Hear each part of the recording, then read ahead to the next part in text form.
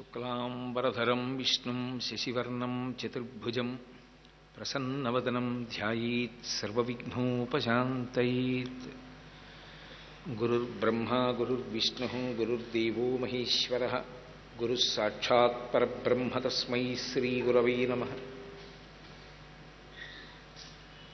వ్యాసాయ విష్ణురూపాయ వ్యాసరూపాయ విష్ణవే నమో వై బ్రహ్మనిధయే వాసిష్ఠాయ నమో నమః.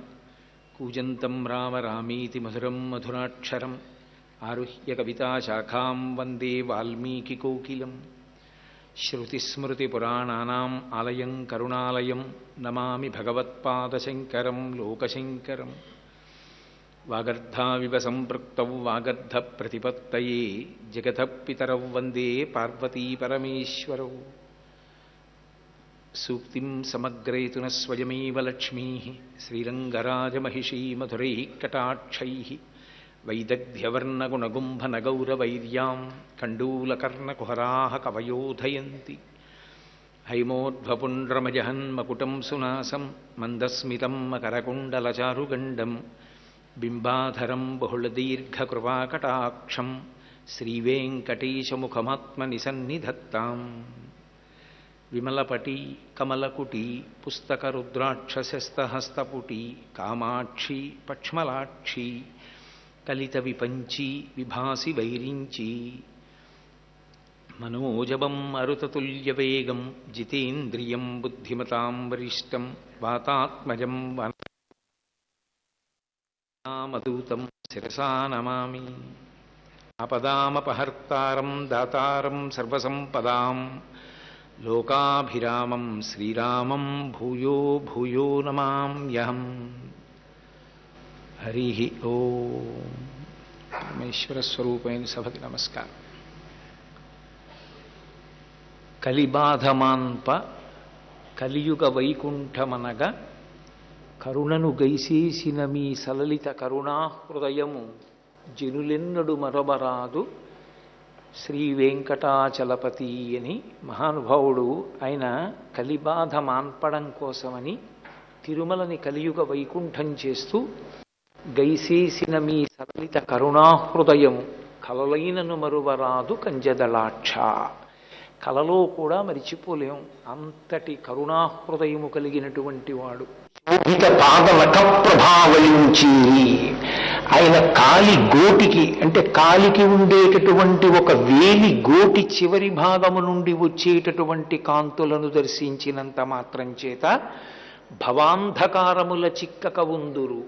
మళ్ళీ పుట్టడం మళ్ళీ చావడం అనేటటువంటి జన్మ పరంపర యందు తిరగవలసిన పునరపి జననం పునరపి మరణం పునరపి జననీ జఠరే శయనం దిహ సంసారే బహుదుస్తారే కృపయాపారే పహిమురారే అంటారు భజగోవిందంలో.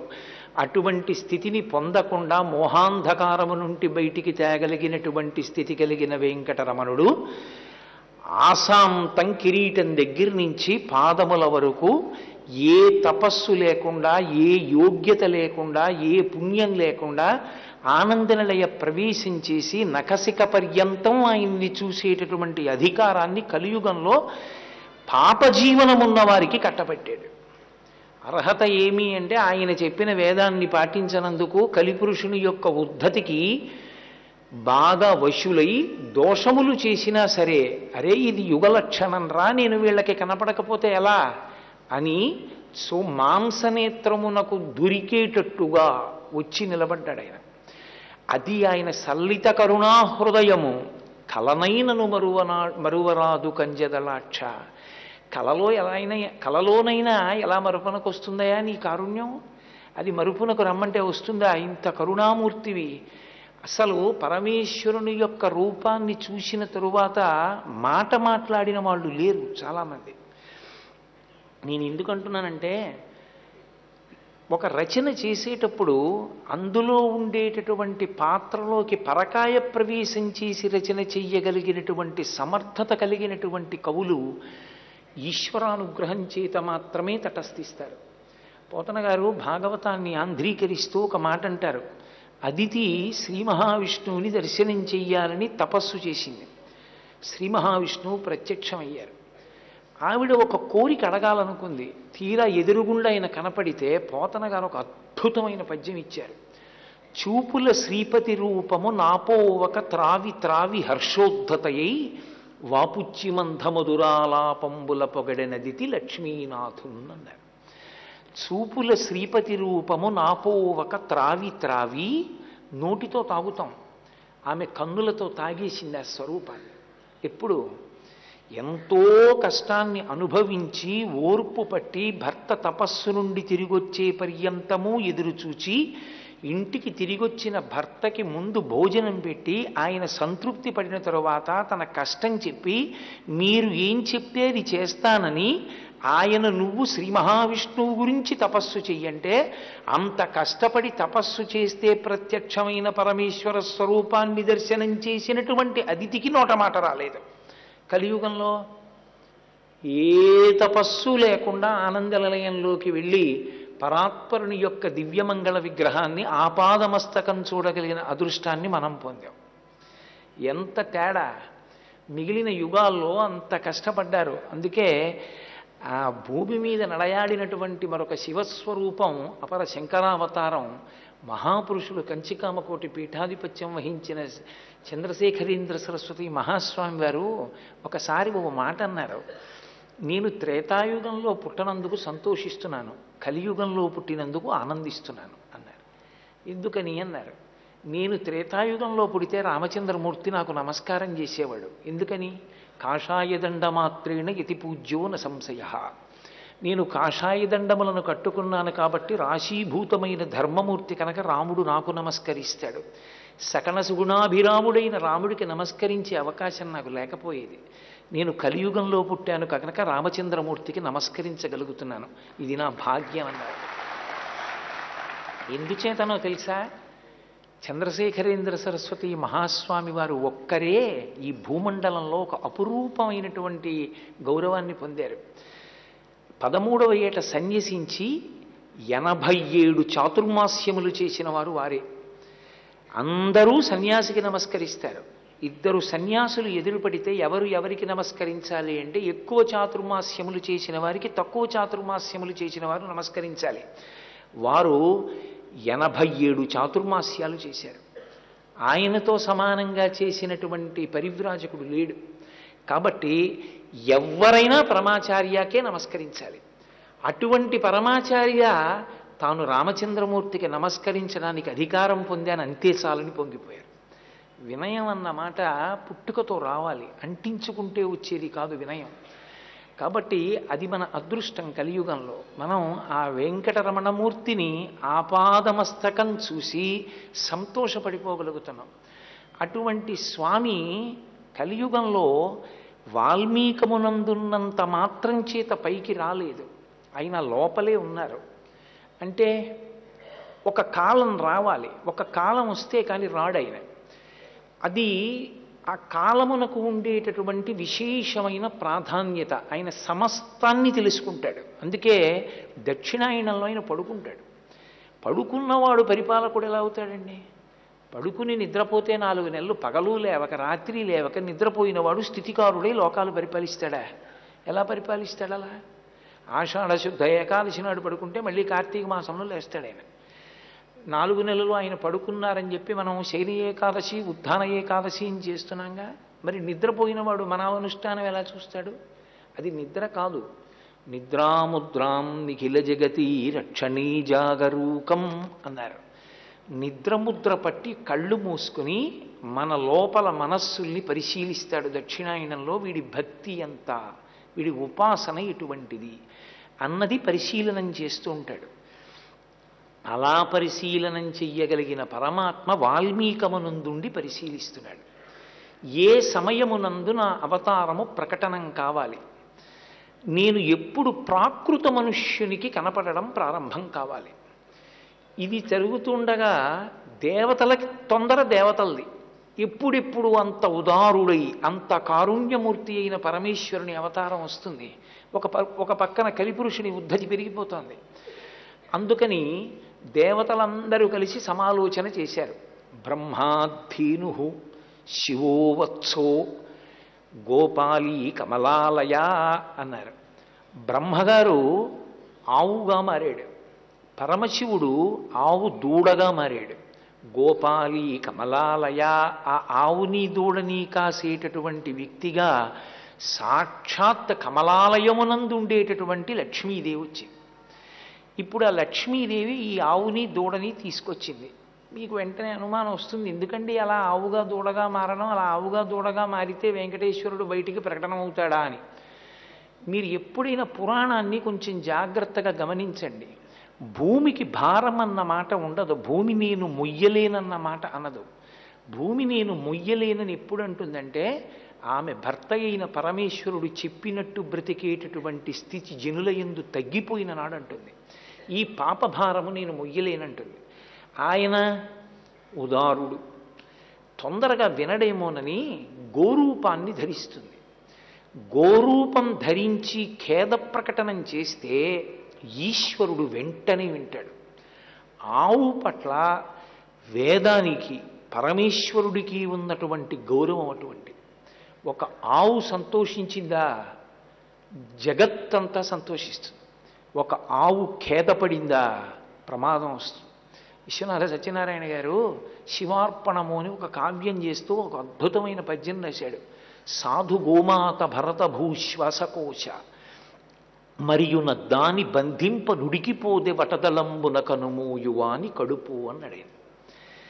సాధు గోమాత భరత భూశ్వాసకోశ, ఈ భరత భూమికంతటికి శ్వాసకోశ. శ్వాసకోశాన్ని ఇలా పట్టేసుకున్నారనుకోండి, ఎంత తల్లడిల్లిపోతాడు మనిషి.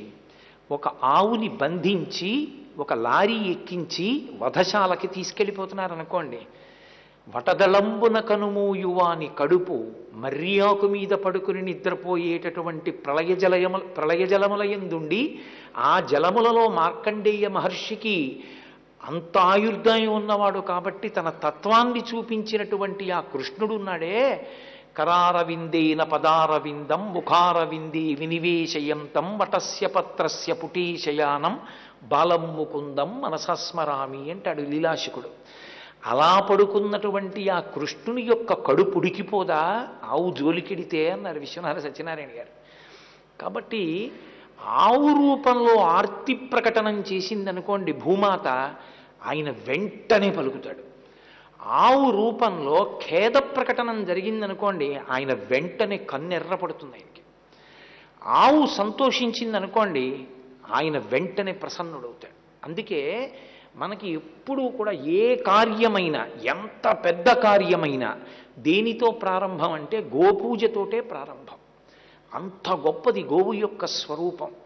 కాబట్టి ఆవు దూడగా ఉంటే తాను ఎక్కడున్నాడో వీళ్ళకి తెలిసి ఆయన ఎప్పుడు ప్రకటనమవుతాడో తెలుసుకోగలుగుతారు. అందుకు మారారు. అందుకని బ్రహ్మాధీను శివోవత్సో గోపాలి కమలాలయ. ఆ ఆవుని దూడని ఆవిడ తీసుకొచ్చి చోళరాజు అయినటువంటి సువీరుని యొక్క భార్యకు అమ్మింది. ఎందుకని? గోవులను అంత ప్రేమతో పెంచుతారు ఆ రాజ్యంలో, గోవులను అంత జాగ్రత్తగా రక్షిస్తారు. అంత జాగ్రత్తగా గో సంరక్షణ జరిగినటువంటి ప్రదేశం కనుక నెలకి 3 వానలు, నెలకి 3 వానలు కాబట్టి రాజ్యమంతా చక్కగా శోభిస్తోంది. అటువంటి చోటుకి తీసుకొచ్చి ఆ ఆవుని దూడని అమ్మింది. ఇప్పుడు ఆ ఆవుని దూడని బ్రహ్మగారు శివుడు అన్న విషయం చోళరాజు భార్యకి తెలియదు. అబ్బా ఎంత బాగుంది ఆవు చూడగానే, దీని పాలు నా కొడుక్కి పట్టాలి అని గోపాల బాలుణ్ణి పిలిచి ఈ ఆవుని దూడని జాగరూకతతో సంరక్షించు, దీని పాలు నా కొడుక్కి పడతానండి. ఇప్పుడు ఈ ఆవు దూడ వచ్చిన కారణం స్వామిని వెతికి పట్టుకుని ఆయన దర్శనం చేసుకోవడం. అది వాళ్ళకుండే లక్షణం. వాళ్ళు పరవశించిపోతారు. అది వాళ్ళ మధ్య ఉండేటటువంటి అవగాహన, వాళ్ళ మధ్య భేదభావం ఉండదు. బ్రహ్మగారు వరాలిస్తాడు. అది ఎంత కష్టమైన వరమైనా విష్ణువు నిలబెడతాడు. పాలసముద్రం చిలికితే హాలాహలం వస్తుంది. పరమేశ్వరుడు అంటాడు, లోకములు తల్లడిల్లిపోతే స్థితికారుడైన విష్ణువు బాధపడతాడు. కాబట్టి ఆయన బాధపడితే నేను చూడలేను, అందుకని నేను పుచ్చేసుకుంటాను ఈ హాలాహలాన్ని అంటాడు. అసలు వాళ్ళ మధ్య ఎక్కడా భేదభావం ఉన్నట్లు మీకు ఎక్కడా ఉండకపోవడానికి కారణం ఏమిటంటే అది ఒక తత్వమే అన్నిగా ప్రకాశిస్తుంది.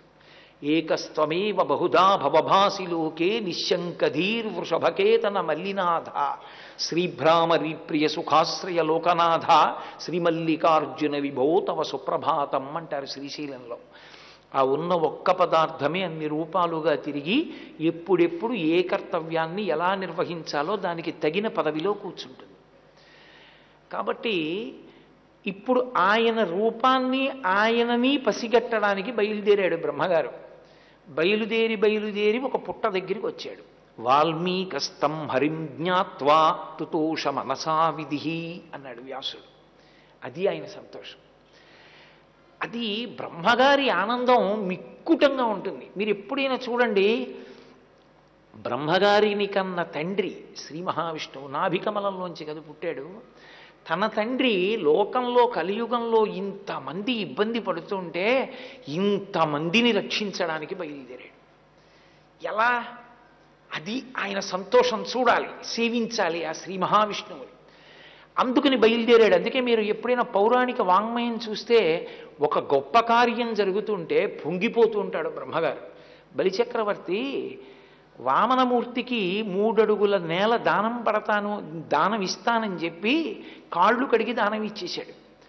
దానం ఇచ్చేస్తే ఆయన భూమిని బ్రహ్మాండాల్ని కొలిచేస్తున్నాడు. కొలిస్తే పెరిగిపోతున్నాడు. ఆ పెరిగిపోతున్నవాడు ఎలా పెరిగిపోతున్నాడు అంటే మన ఊహకు అందుతుందా? ఇంతంతైవటుడింతయై మరియు తానింతయ్య భో వీధిపై అంతైతో యదమండలగ్రమణ కల్లంతై ప్రభారాశిపై అంతై చంద్రునకంతయై ధ్రువునిపై అంతై మహర్వాటిపై అంతై సత్యపథోన్నతుండగుచు బ్రహ్మాండాంత సంవర్ధియై అంటే మనకు అందుతుందా? అందదని పోతన గారు ఒక అద్భుత ప్రయోగం చేశారు. రవిబింబింబుపమింప పాత్రమగు ఛత్రమై శిరోరత్నమై శ్రవణాలంకృతయై గళాభరణమై సవర్ణ కేయూరమై చెవిమత్ కంకణమై కటిస్థలముదంచద్ఘంటయై నూపుర ప్రవరంబై పదపీఠమై పటుడుతా బ్రహ్మాండమున్ నిండుచోన్ అన్నారు. సూర్యబింబం గుండ్రంగా పైనుంది, వామనమూర్తి పొట్టిగా ఉన్నారు, ఈయన పెరుగుతున్నారు. గుండ్రంగా ఉంది కాబట్టి ఉపమానాలన్నీ గుండ్రంగా ఉండాలి. ముందు గొడుగులా ఉంది, ఆయన దాటాడు. చెవికి అలంకారంగా అయింది, ఇంకా పెరిగాడు. కంఠంలో ఆభరణమైంది, ఇంకా పెరిగాడు. గుండెల మీద మణి అయింది, ఇంకా పెరిగాడు. వడ్డాణానికి ఉండేటటువంటి మణిపూస అయ్యాడు, ఇంకా పెరిగాడు. మోకాలి కింద అందే అయ్యాడు, ఇంకా పెరిగాడు. పాదానికి నూపురం అయ్యాడు, ఇంకా పెరిగాడు. పాదం కిందకొచ్చి పాదపీఠం అయ్యాడు. తల మీద గొడుగులా ఉన్న సూర్యుడు వామనమూర్తి పాదం కింద పాదపీఠంగా వచ్చాడు. అంటే ఇప్పుడు వామనమూర్తి ఎంత పెరిగారో చెప్పారు.